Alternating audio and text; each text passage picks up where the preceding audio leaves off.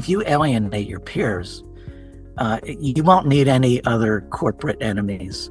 And it's so important that people understand how well you get along with others, and work on your leadership skills first with your peers, and then it'll be recognized by people on the top. Mentorship, within the company, you can make a phone call and have somebody outside your company be a mentor, but it's more important to identify people within the company to be your mentor and to push you along.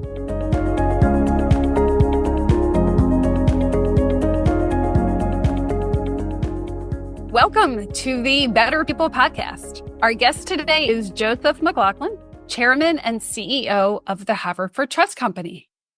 So Joe, welcome. Thank you. Excited to be here. We are really excited to have you here. So before I jump in, asking you a bunch of questions, I would love for you to just tell a little bit about yourself for our listeners. Great. Who is Joe McLaughlin? Yeah, I'm a Philly guy. I've been here all my life, and married to the same lady, Ellen, for 34 years. Proud father of 3 sons and 2 daughter-in-laws. Two of my sons got married last year. I've kind of worked in the Philadelphia area for almost all my life, except for about a year down in Baltimore. I went to school, went to St. Joe's University. I was an accounting major, then worked back then it was one of the big 8 accounting firms. It was called Pete Marwick. And one day I got an interesting call from the partner in charge of the audit practice. And that's usually not good when the big person calls you. So I went into his office and he said, I got good news and bad news. And I said, well, I'll take the good news first. And he said, well, we want to make you a manager.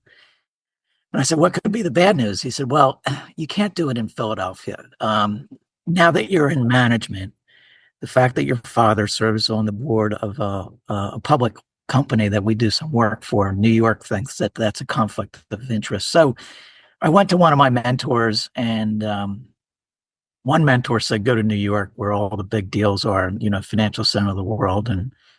And the other mentor said, no, go to a smaller office where they can quickly identify your work ethic and your personality. And that was a really good decision of mine. And I went down to the Baltimore office. And then an opportunity came to go to JP Morgan. And I've always loved financial services. Even at P. Marwick, I worked in financial services. So I worked at JP Morgan for 6 years until an opportunity came to really put all my roots into the Philadelphia market, which is what I wanted to do. And I took that job at our company 32 years ago. And I can't believe how quickly a career goes. I mean, I'm still in the throes of it, but having worked now for 43 years, it's incredible how quickly that time goes. Yeah, it is. Amazing how quickly it goes. So that's awesome. So great. So 32 years, I believe, right? You had said with the Haverford Trust Company. Right. A lot of time in one company.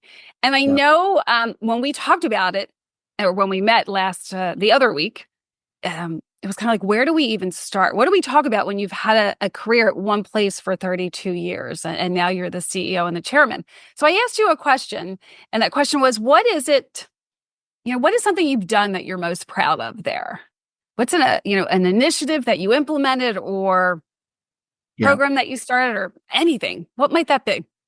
So I think, I'm proud of the whole kit and caboodle. I mean, I'm proud of the fact of how we've consistently grown over the years. I'm really proud of the people that we have and how they've developed into leaders. But I think a monumental moment in the annals of Haverford Trust came after the great financial crisis. That was a period of time that none of us has ever been through, and I hope that we are not through again. It was a generational type of market activity.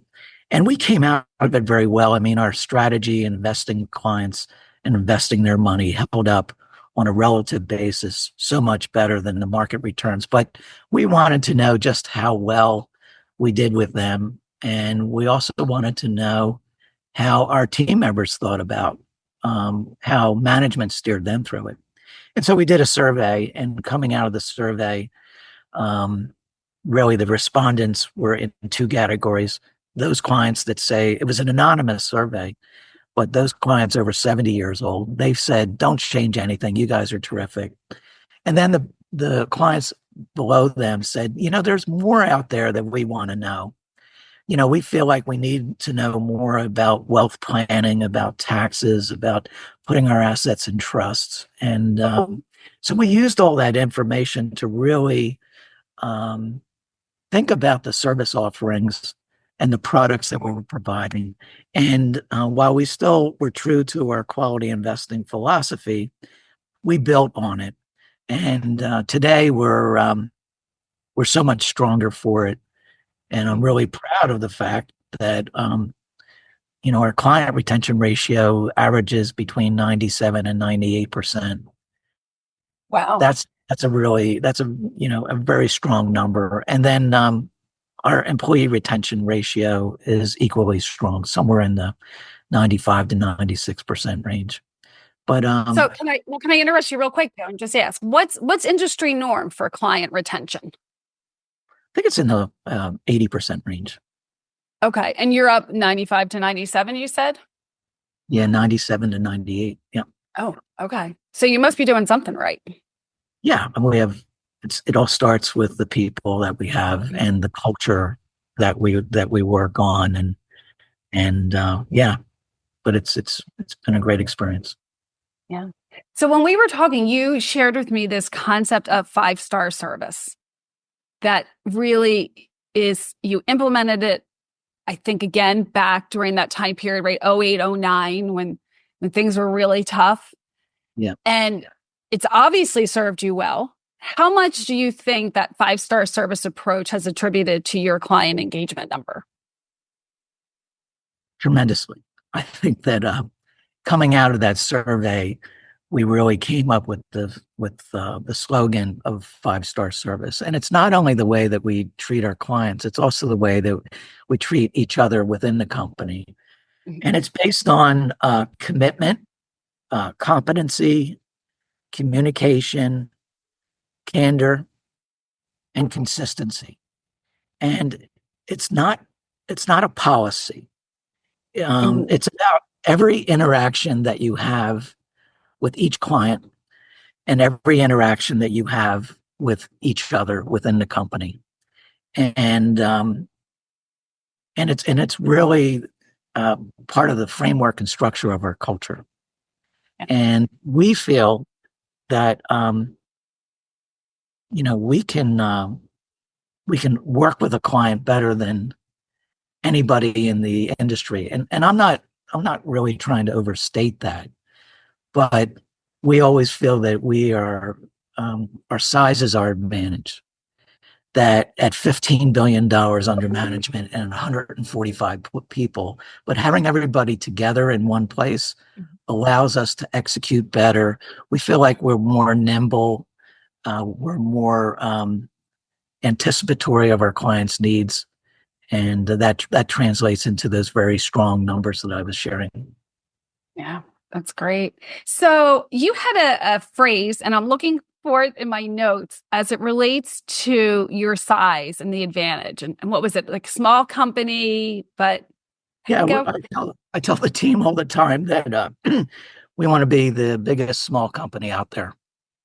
And what we mean by that is that, it's important to grow. And it's the American way to grow. And we love new business opportunities and the opportunity to grow because it gives everybody a chance to, move up in the organization or do chess moves within the organization. But at the same time, we want to keep that small company feel. And, we start each week with a all company. It used to be an in-person call, but we're too big now. And so we do it over Zoom, and we use it as an opportunity to not only share our thoughts with the rest of the team on the economy and markets and clients' questions, but we also use it as an opportunity to recognize anniversaries of people, good work that people are doing, um, mile marks in the company's culture. And I think by doing so, we tend to keep the company as a small company feel. So it's almost like it's a mindset. So it doesn't matter how many employees you actually have. It's the mindset of a small company, personal, family oriented. We all know each other. We all support and take care of each other. Yeah. Whenever I'm thinking about assessing our status, I'll always ask myself, um, are our company's values clear, and are they achievable? Are they being communicated effectively across all levels of the company? And are team members enjoying a consistent experience across departments? Mm-hmm. And I think, the average person spends about a third of their lifetime in work. And so to make those days matter, you have to have a cultural positive relationship and a sense of community in your company in order for people to achieve and thrive. For sure. So when you think about that sense of community, and I know you said you meet every Monday, the whole company over Zoom, are there any other things that you feel that you've done, and by you, I mean the organization, that has helped to foster that sense of community? I think so. So we talk about our vision and we Mm-hmm. talk about our mission. So our vision is to be the preeminent investment management and trust firm in the region. But our mission is to be essential to our clients and to form lifelong relationships through our quality investing philosophy and our 5-star service. Essential is the key word there. Essential means, absolutely necessary. It means extremely important. It means that we're indispensable to them. And I feel that as an organization, we can strive for that and become essential to our clients is at the forefront of most of our conversations when we get the whole team together and we tell stories, we talk about victories, we talk about areas where we can improve, and it's all with the ideal of becoming essential. Right. And that ties back to, or I'm sure ties into and contributes so greatly to that client retention number that you have. I mean, Absolutely. when a client feels that you are essential to them, right? Yeah, If you've created that sense of feeling, they're not leaving you. exactly. Yeah. When they have a problem, we want to be their first call. When they have a child that wants to get invested, we want to be their first call. When they have a friend who is in need of advice, we want to be the first call. And you become that first call by becoming essential and building trust. And the only way you do that is by your actions and not just your words, by following through. That's awesome. And I love that. And I'm sitting here thinking that be essential. Like that's a great word that I think so many of our listeners could apply to their business and how they relate to their customers. So we've already established you've been at Haverford Trust long time, 32 years. And you've done some great things and you've seen, I'm sure, a lot of change over the years. Yeah. What are some lessons that you've taken from all of this? Like when you think about what you've been through, the experiences you've had, as it relates to your, and I'm going to pinpoint this a little bit, as it relates to your employees. And you've already shared how vital they really are to your organization or any organization, especially one like yours. Any lessons learned that you could share? So I think that particularly for a young person, when you're in college and you're graduating and the commencement speaker talks about follow your passion, Yeah, I agree with that. But I think more importantly is it's really important for younger people to determine what they think they're good at.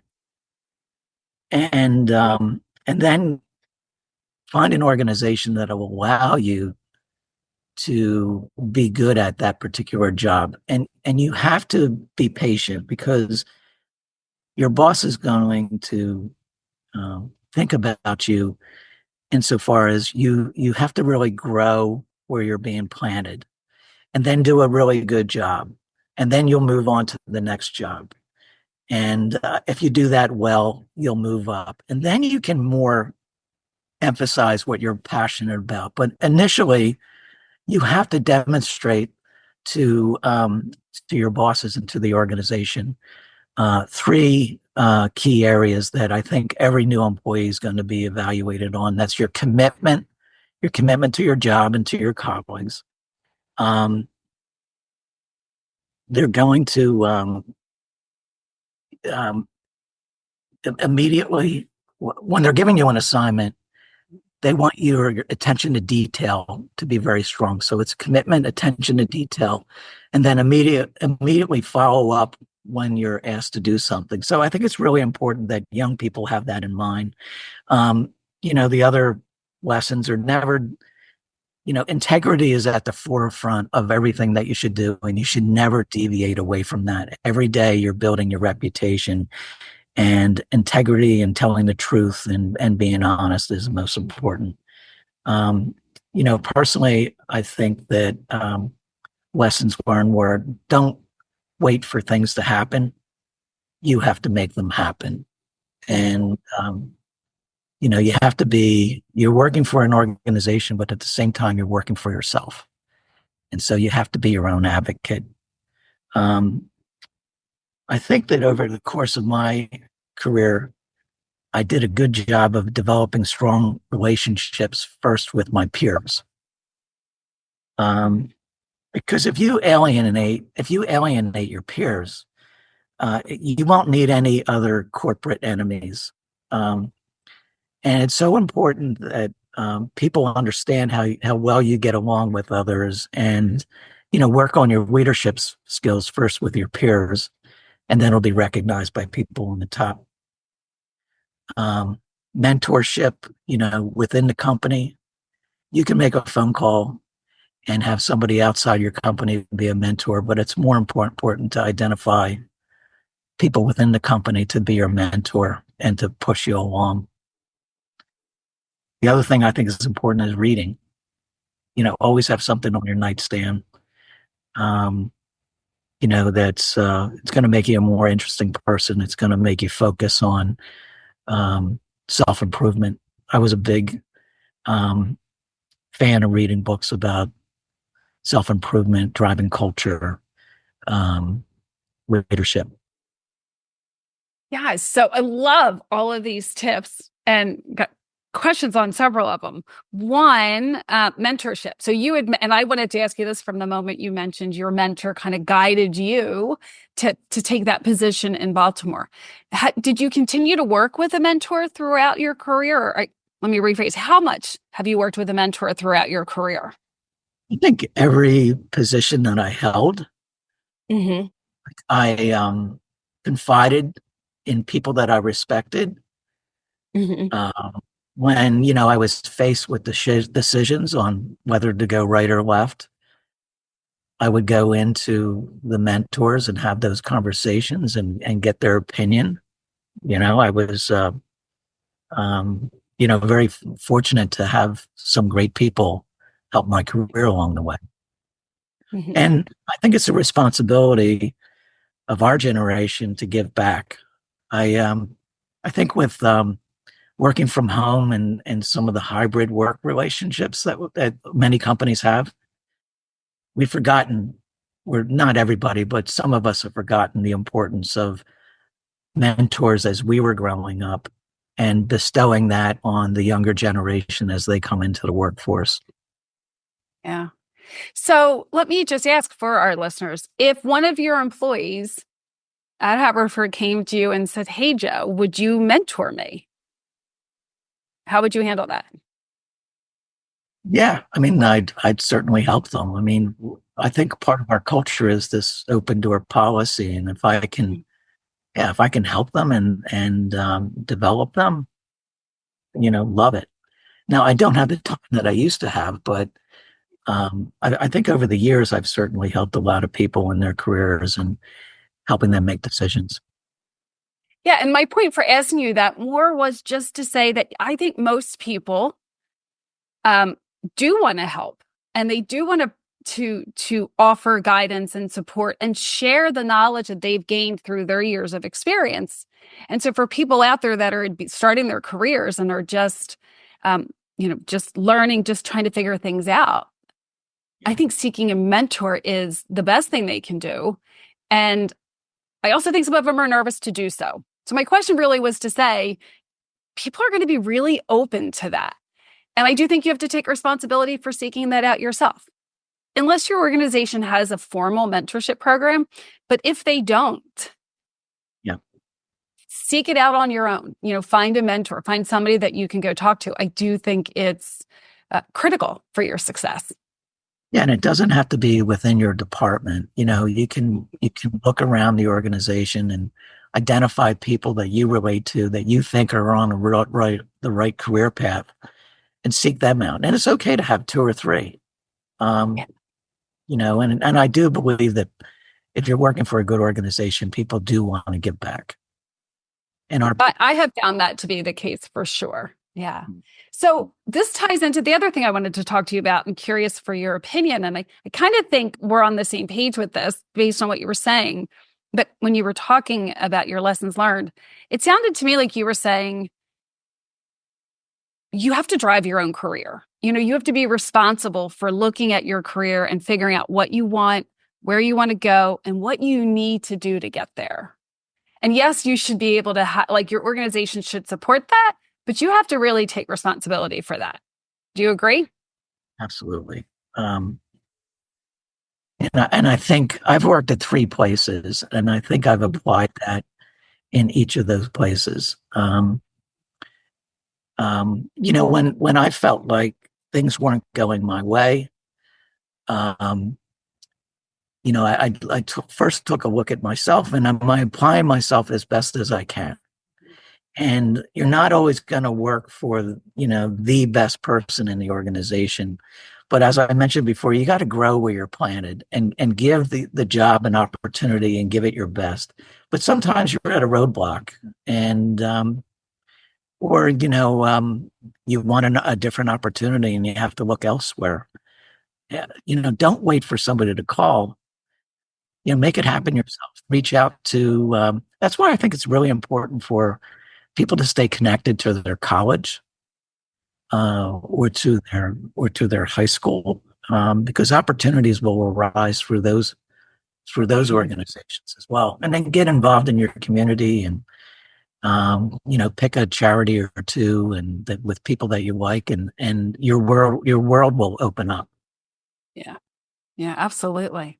So Joe, let me ask, what's next for you? What's next for Haverford Trust? Something that's, that you're Yeah. thinking about working on?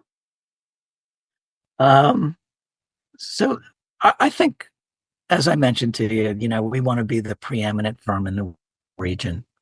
It's really hard to identify when you reach preeminence, right?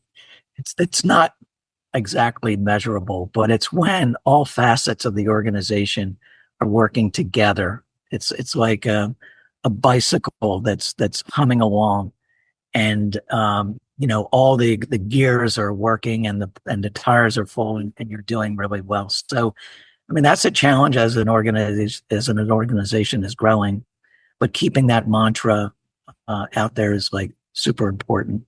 I think that as I was saying about being essential to our employees and to our clients is critical. And I don't have numerical goals for the organization. I really focus on the qualitative features of the organization, and we've always done that.